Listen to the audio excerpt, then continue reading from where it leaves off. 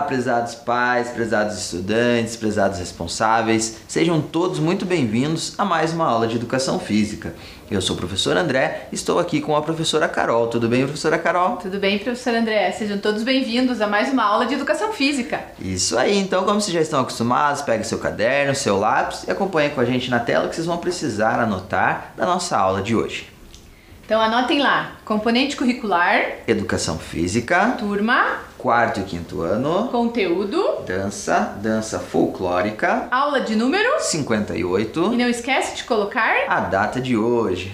repetindo, Componente curricular, Educação Física, turma, quarto e quinto ano, conteúdo, dança folclórica, aula de número 58, não esquece de colocar a data de hoje. Muito bem, agora que vocês já fizeram essas anotações iniciais, nós vamos passar para vocês os materiais que nós vamos utilizar na nossa aula de hoje.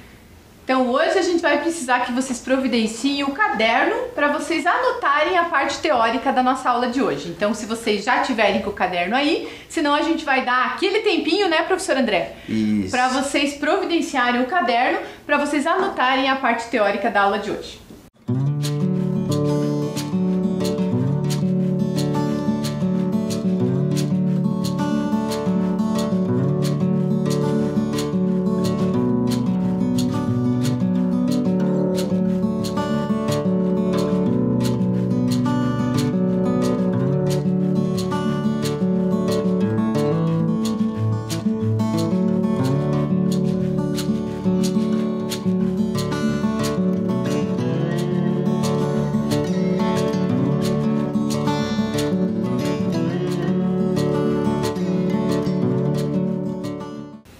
Bom, pessoal, então pra gente começar a nossa aula de hoje, vocês viram que a gente vai dar continuidade na aula de dança, né, professor André? No Isso. conteúdo de dança. Mas nós vamos começar a trabalhar hoje com um outro tipo de dança, que é a dança folclórica, né, professor André? Isso mesmo, então só pra gente fazer uma revisão rápida aí do que a gente já viu sobre a dança. Então a gente começou trabalhando com a dança criativa, depois nós passamos para a dança clássica, e agora nós vamos dar início, então, à dança folclórica. Isso Ok? mesmo. Só ressaltando, né, que a gente está nem sempre fazendo um número de aulas iguais para todos esses tipos de dança, né, professor André? Isso. Então a gente fez lá várias aulas de dança criativa, né, que é o foco principal na nossa dança escolar, né, quando a gente fala de dança na escola. E daí a gente também deu uma aula de dança, duas aulas de dança clássica, né? Que a gente até trouxe nossa convidada na aula passada, que mostrou alguns movimentos básicos aí do balé, fez uma sequência coreográfica pra gente conhecer um pouquinho. E hoje nós vamos começar com a dança folclórica, né, professor André? Isso aí, professora Carol. E aí, pra gente dar início aí na dança folclórica, assim como nós fizemos um pouquinho da dança criativa, falamos um pouquinho também da dança clássica, a gente vai trazer um pouquinho da curiosidade, um pouquinho da história aí dessa dança folclórica, né? Ou das danças folclóricas, Verdade, né, professor Carol? André. E antes da gente começar a falar, né, falar da parte teórica da nossa dança folclórica, só para reforçar, né, com vocês que lá nas primeiras aulas de dança, quando a gente começou o trimestre, a gente conversou com vocês um pouco sobre o folclore, né, professor André? Que a gente até falou com relação às festas juninas, né? Que a gente tem muitas coreografias que são realizadas nas festas juninas, nas escolas. Não agora, claro, né? Por conta da pandemia, mas quando a gente podia fazer festa com aglomerações, com um monte de gente, com apresentações, né? Que a gente espera que em breve a gente possa retornar também a fazer tudo isso, né? Com segurança, a gente fazia todas essas apresentações, né, professor André? Isso, até a gente comentou que em algumas escolas, né, até trocam o nome, ao invés de festa junina, chamam de festival folclórico, né, para poder trazer um pouco mais ainda da história da dança e não especificamente das danças juninas, né, também de outras culturas. E quando a gente fala de folclore, né, abrange, como o professor André acabou de falar, né, várias culturas, não só de países diferentes, né, como a gente vai ver um pouquinho aqui hoje, mas como também cultura do nosso próprio país, do Brasil, né? Que daí tem, por exemplo, a questão do fandango, né, professor André? Que daí se torna mais as regionais, né? Em cada edição, então em cada regional trabalha-se não só no Brasil, não só no Paraná, a gente também consegue trabalhar mais, né, o todo aí sobre o folclore ou as danças folclóricas. Isso mesmo. E daí agora a gente vai pedir para vocês acompanharem com a gente na tela, que a gente vai começar a contar um pouquinho para vocês da história da dança folclórica. Então, em 1958, foi o primeiro festival internacional de folclore. Aí, de 1959 a 1961, teve o Festival Folclórico do Paraná. E em 1962 a 64, ele também teve o festival, só que ele foi, vocês estão vendo ali que eu tô lendo, mas só para explicar para vocês, né? Ele foi mudando de nome ao longo dos anos, né, professor André? Isso mesmo. Daí, então, ele começou como Festival Internacional de Folclore, daí de 59 a 61 passou para Festival Folclórico do Paraná. De 62 a 64, ele passou para Festival Folclórico e de Etnias. De 66 a 85, Festival Folclórico Internacional. E a partir de 86, ele passou a se chamar Festival Folclórico de Etnias do Paraná, que tem como sigla aquela que vocês estão vendo ali entre parênteses no slide, né? FEPR, né? Que quer dizer Festival Folclórico de Etnias do Paraná. Qual era o objetivo dessas apresentações, né? Desde lá o seu início em 1958 até os dias de hoje. Resgatar a origem do país através da preservação dos costumes pelas gerações mais novas, né? Transmitindo e incentivando a cultura do seu povo. Isso mesmo, né, professora Carol? Então, como a gente viu ali, teve, né, vários nomes esse festival, e o interessante desse festival, e até quem acompanha mesmo na nossa cidade, aqui em Curitiba, né, que estão vários festivais que acontecem, né? Esse é um deles apenas. Mas nesses festivais, o mais bacana é que não está inserido apenas a dança em si, né? Não só o folclore, né? Mas também as comidas típicas, né? As vestimentas. Isso. Então envolve toda a cultura realmente de cada um desses países que estão sendo representados. Aqui, né, em Curitiba a gente tem, em Santa Felicidade tem bastante, né? Festival da polenta, festa da uva. Não, e aí eles trazem um pouquinho da cultura também do povo italiano, né? Da polenta, da uva, da dança italiana, enfim. Né? Então, hoje tem diversos festivais que acontecem aqui na nossa cidade de Curitiba. Dando continuidade ali ao próximo slide, a gente vê, né, que em 1976 foi criada a Associação Interétnica do Paraná, que seria a Intepar, né? Que dentro dessa associação, né, ela foi responsável, foi o órgão fundamental na manutenção desse grande espetáculo que seriam os festivais. Então essa associação, a partir de 1976, ficou responsável por organizar todos os festivais folclóricos aqui na cidade de Curitiba. Em 2011, atingiu a sua 50ª edição, então fez 50 anos. Automaticamente, no ano que nós estamos, né, em 2021, está completando então a 60ª edição, que seria 60 anos que esse evento existe. Puxa vida, 60 anos, né, professora bastante, Carol? né, Quanto tempo que existe já esse festival.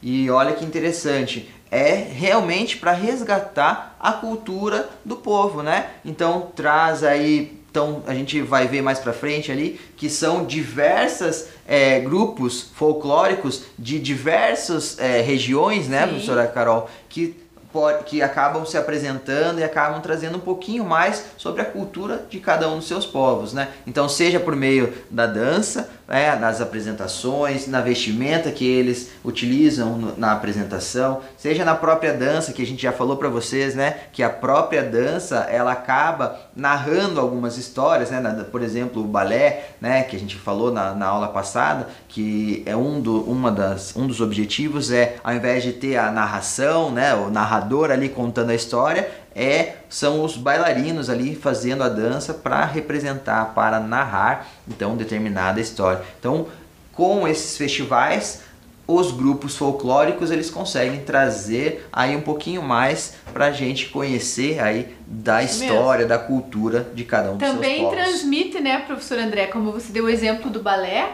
também transmite através da dança e do movimento a história dos seus povos, né? Isso mesmo. Então, dando continuidade ao slide, a gente pede para vocês acompanharem ele na tela. Então, o folclore curitibano é caracterizado pela mescla de diversas culturas trazidas pelos imigrantes, que se estabeleceram na cidade durante os séculos 19 e 20. Aproximadamente 18 grupos folclóricos a gente tem aqui na cidade de Curitiba, que resgatam, preservam e promovem as tradições e os costumes dos imigrantes. Então, como eu me antecipei ali, né, professora Carol, falando para vocês, então a gente trouxe aqui, ó, são aproximadamente 18 grupos folclóricos. Isso quer dizer que são 18 etnias diferentes? Não necessariamente. Tem grupos que são da mesma etnia. Então, um exemplo, né? Um grupo tem lá 1 ou 2 grupos de dança ucraniana, tem 1 ou 2 grupos, ou até mais, de dança italiana, enfim. Não necessariamente são 18 etnias diferentes, mas nós, pela nossa pesquisa, são em torno de 18 grupos folclóricos que participam aí desse festival. E daí, além de participar desse festival por meio da dança, né, ainda tem todas essas questões que o professor André colocou, né, de ter alguma questão relacionada à comida típica, eventos, né, que mostrem a comida típica, às vezes até aulas da própria língua daquele determinado país, né, professor André? Isso. Então existem várias questões também aí que envolvem esses grupos, né, não apenas a dança, mas como nós aqui estamos falando da dança folclórica, a gente está focando para vocês os festivais folclóricos. Isso mesmo. Então agora no próximo slide a gente vai convidar vocês a acompanhar com a gente.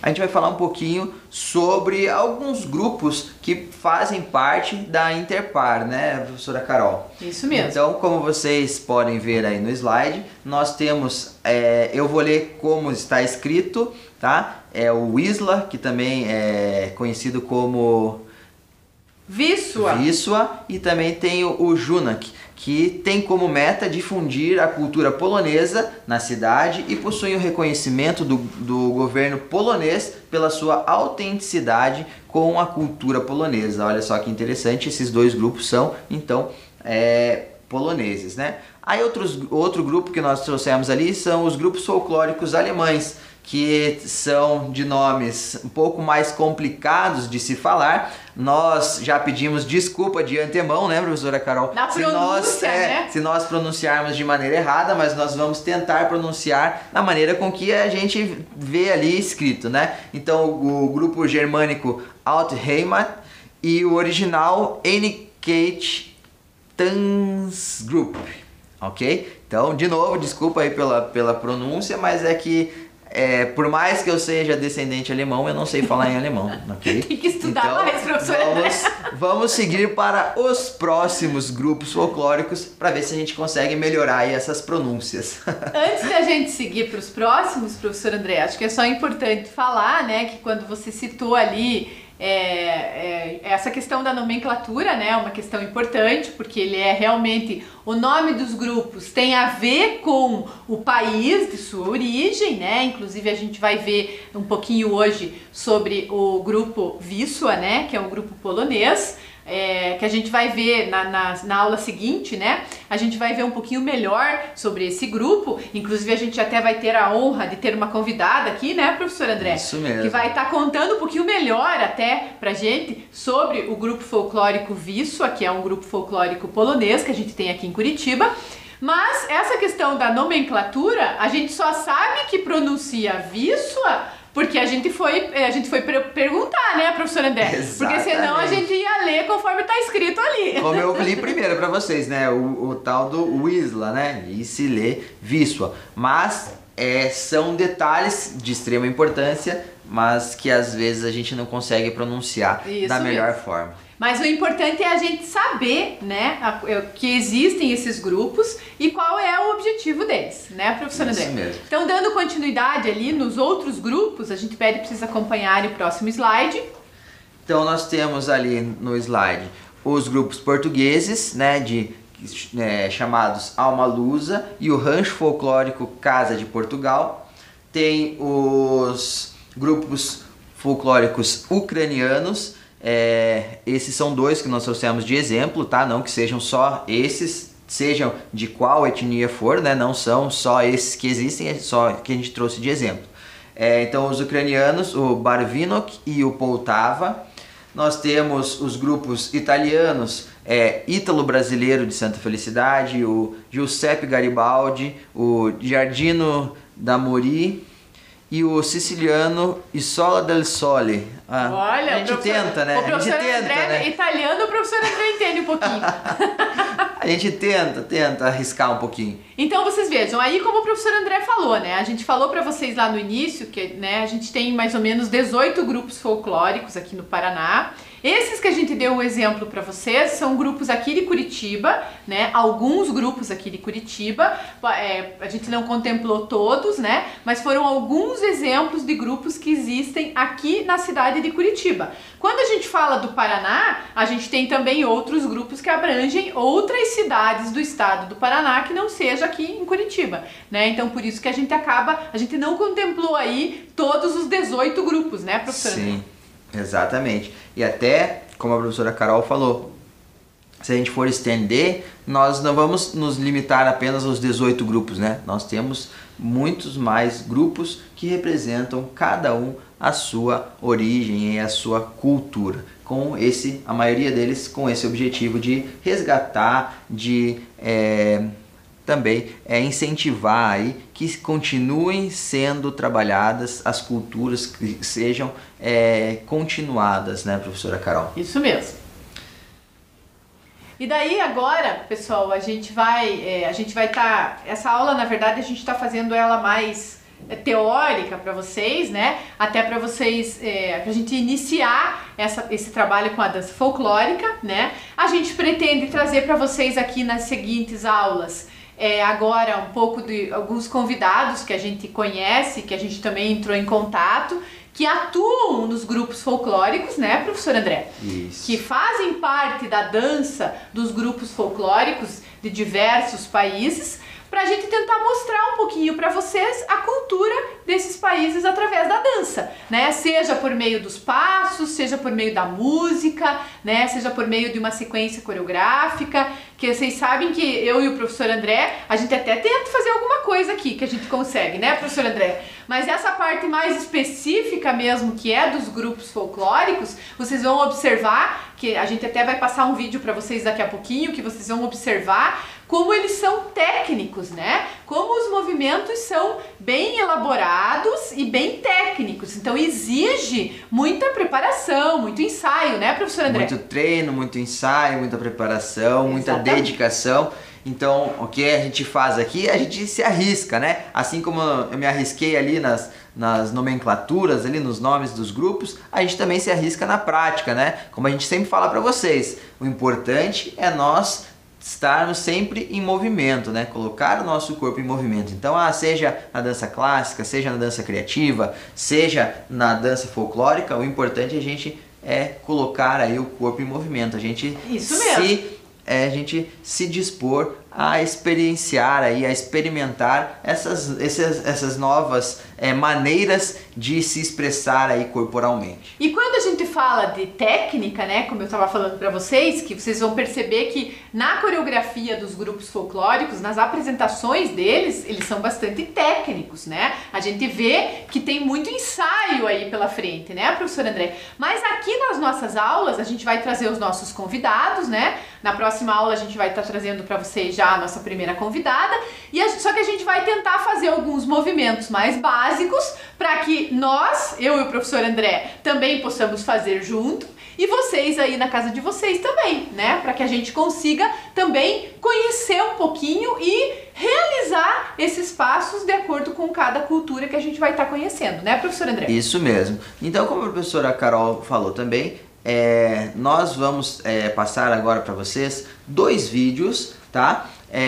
Um vídeo sobre os grupos folclóricos de Curitiba, né? Isso, é uma apresentação. Não todos, né, não todos, mas é uma apresentação, na verdade, né? Rapidinha, onde tem alguns grupos que vocês vão ver ali se apresentando, né? Não tem o nome dos grupos, nada, mas vocês vão ver que são grupos diferentes, com etnias diferentes que estão fazendo a apresentação. E a gente até, como a gente fala quando a gente passa os vídeos, para vocês observarem o que a gente sempre comenta também, a respeito, como a gente está trabalhando um pouquinho, os grupos folclóricos trabalham bastante a cultura dos seus povos, então prestem bastante atenção, observem com detalhes as vestimentas, os trajes, a maneira com que eles realizam os passos, né? Tem algumas danças que são ali o grupo como um todo, algumas que são mais impares ou que está no grupo e depois torna impares, né? Para vocês prestarem atenção nesses detalhes aí, para vocês poderem identificar a diferença de um grupo para outro. Às vezes vai ter alguns vídeos ali que vão ter ou o mesmo grupo apresentando 2 músicas diferentes, ou grupos diferentes da mesma etnia, para vocês verem como é que se comportam, e também grupos de diversas etnias, né? Isso o mesmo. italiano, o japonês, o ucraniano. Então prestem bastante atenção nesses detalhes aí para vocês conseguirem identificar as diferenças de um para outro.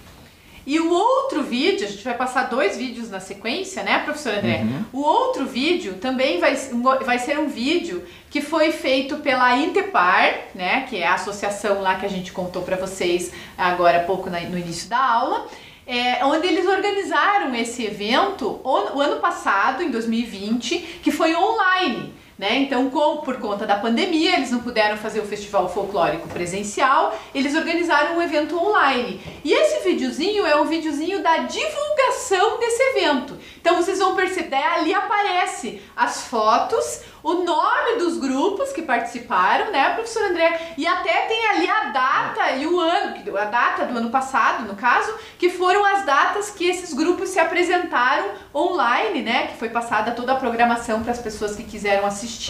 E daí é só para vocês conhecerem um pouquinho como o professor André falou, né, observarem ali a foto com o traje e daí o nome do grupo, né, que daí tem a relação ali do traje, da origem e do nome do grupo.